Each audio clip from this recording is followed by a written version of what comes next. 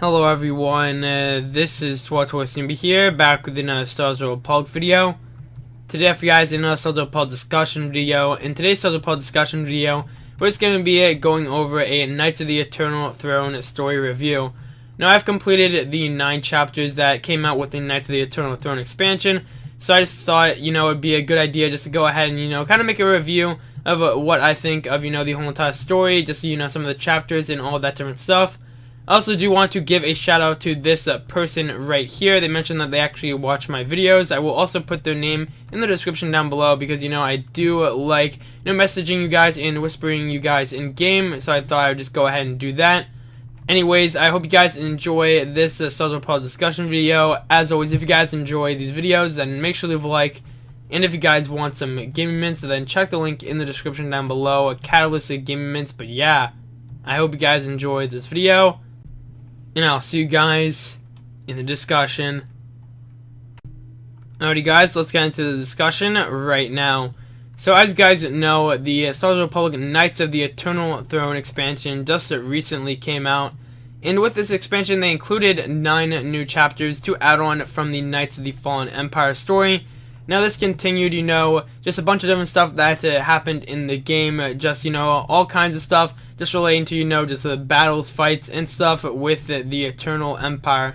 Now I just want to mention, it's also in the title of the video, that this will have, a lot of spoilers. So, if you don't want to hear them, then obviously, click off this video.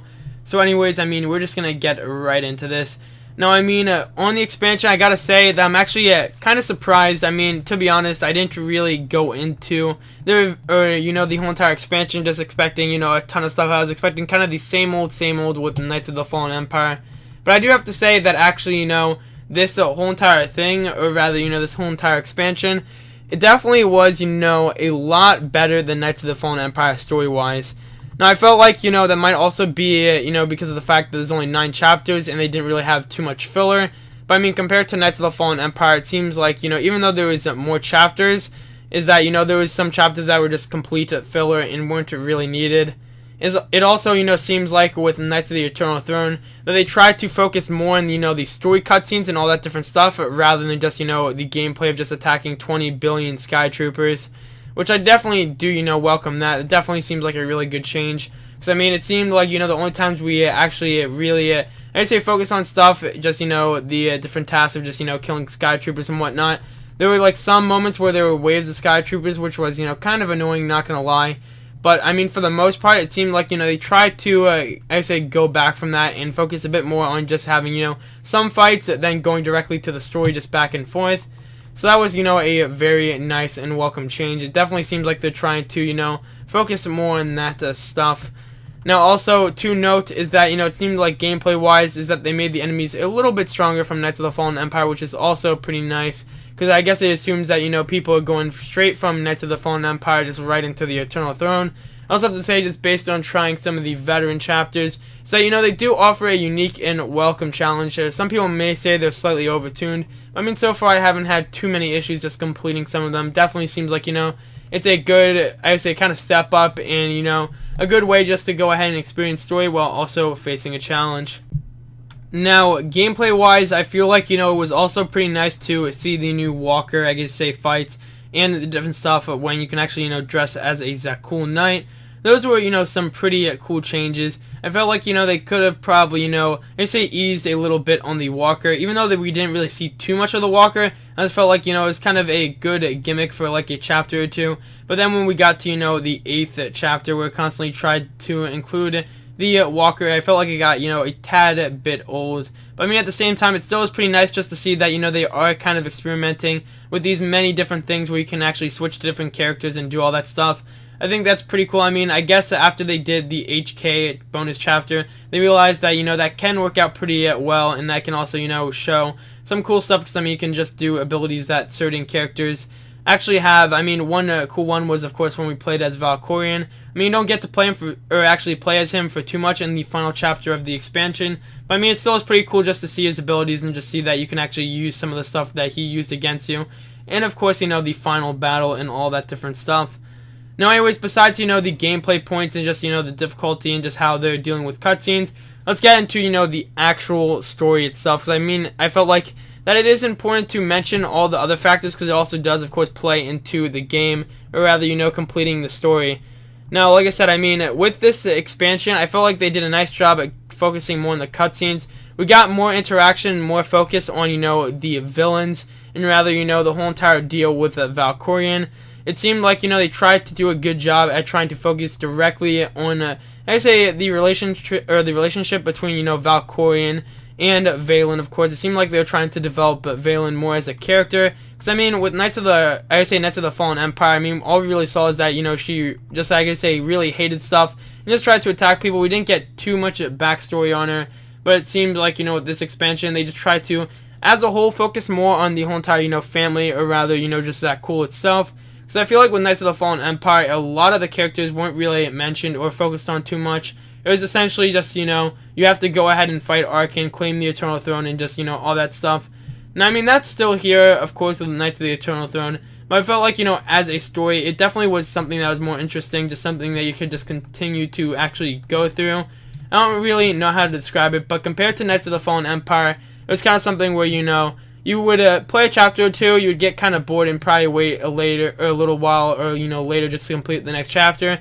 But with this, it kind of was engaging in a sense that actually, kind of, I would say, had good story, or, good enough story, where you could just go ahead and, complete one chapter and say, okay, I need to do the next, and just keep on going from there. It seemed like, there's more interaction, more, I would say a focus on you as the player, just claiming victory and just trying to take down all these characters, or rather save some characters depending on the choices you make.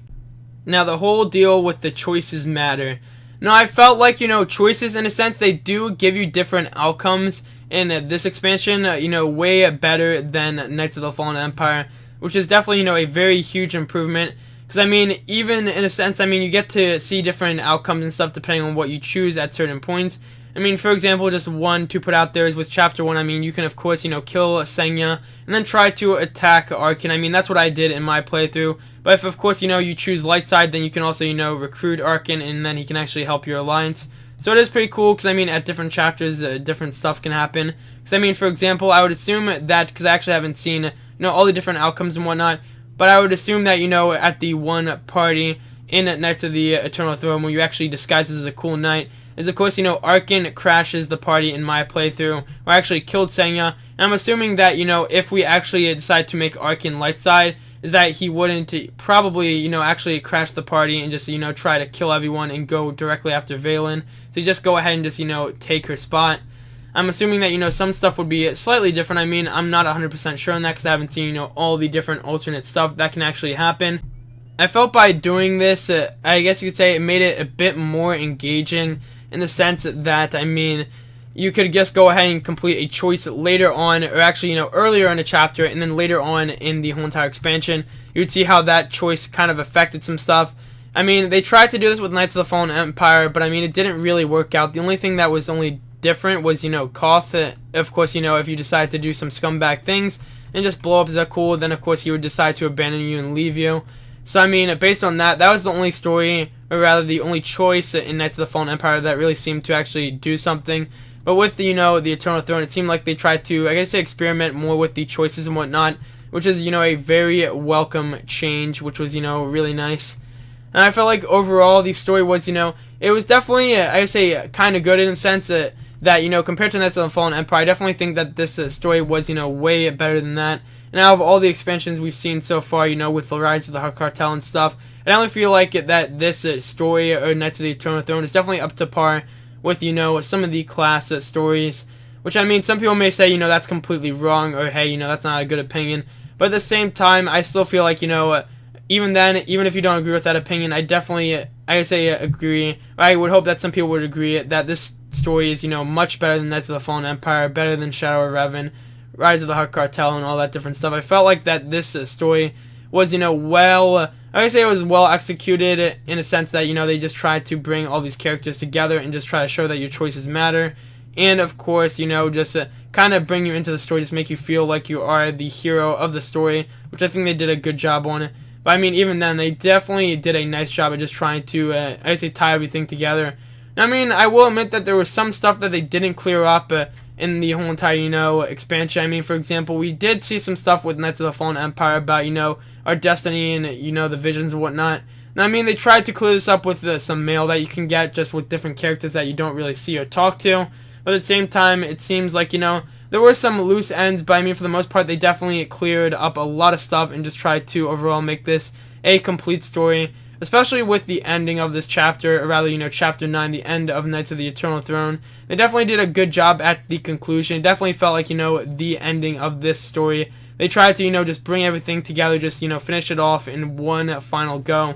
Which I think they definitely did a really good job on. It definitely seems like, they tried to work really hard at making this expansion good and also kind of bringing a conclusion to this whole entire Zakul storyline.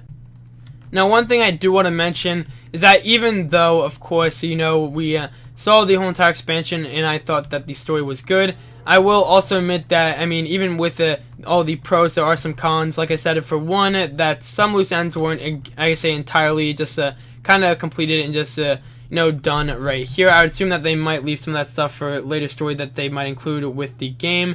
But also, one thing I do want to mention is just the fact that, sometimes, I say, the story was a bit predictable, which I would assume that they would try to do this, I mean, especially with Valkorion. I mean, honestly, if you couldn't tell that Valkorion was going to betray you from the start, then, I mean, that is a very obvious, I guess, a plot twist. I mean, in my opinion, I would assume that other people would agree. But, I mean, a plot twist like that, oh, hey, I mean, you make it to the throne and he betrays you, I would assume that everyone saw that coming the second he decided to just give you power for no reason whatsoever. But, I mean, at the same time, I guess they tried to make it predictable in a sense that, you're just right here, you completed everything, you've just killed Valen, you've killed Arkan, you've done all this stuff, you basically are ready to take the throne, and then just right there, he decides to just betray you and try to take you out, and that's just like a battle in your mind. So, it was pretty cool that they tried to add all these different features and stuff, and just bring the story together along with the gameplay. This definitely was an expansion that really did, I mean, there wasn't really too much hype to this expansion, in my opinion. I mean, there was still hype, of course, that the expansion was coming out. Everyone was really excited for it, the new story.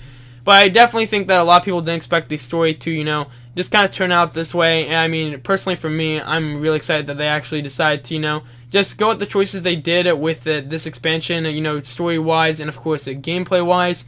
It really did show, and overall, I think this was definitely a really good expansion and a story for this game. So anyways, guys, I think that's going to be it for this SWTOR discussion video, just me going over my personal opinions and review of the story. I mean, I didn't go really, I say just in full detail just based on the actual story decisions and whatnot. This is more of, just a general overview of what I thought of this whole entire story as a whole, gameplay-wise, cutscene-wise, just how they actually completed the story and all that different stuff. So I hope you guys enjoyed this video. As always, if you guys enjoyed these videos, then make sure to leave a like and subscribe, and I'll see you guys in the next one.